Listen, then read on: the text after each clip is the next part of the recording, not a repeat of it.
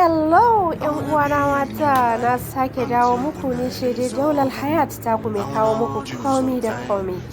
Yanzu na zo muku da turaren kabbasa ne, ga turaren fesawa a jikin kayan, sannan kuma ga turaren wusanshi mai suna the forest.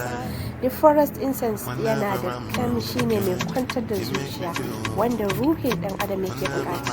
‘Yar uwa, ki sanya turaren da mijinki ba zai taɓa jin kamshin a jikin wata ba sai a jikin ki kama mutuncin kanki da kamshi. Yan uwa, ni fa ina son kamshi daga na abinci har zuwa kayan sawa, ina son kamshi kuma ina so na yi kamshi na daban wanda ba ko ina za a ji shi. Ina yan matan suke har da kufa nake, ban bar ku a baya ba. Samarin ku su ji kamshin da kuke yi ba a ko jikin wace ya mace za su ji sai a wajen ki. To ki garzayo ki saya wa'innan haɗi na daular hayat. Kun sani wajen gyaran jiki da kamshi ba na wasa, domin kuwa mace ya ce wacce aka yi domin kamshi. Kun sani mu ne cikar adar duniya. Bayan kin cira da kayan na minti 30 kin rufe shi da blanket, ki duba yadda hayaƙin ke fitowa a hankali. Kar a yi bye bye.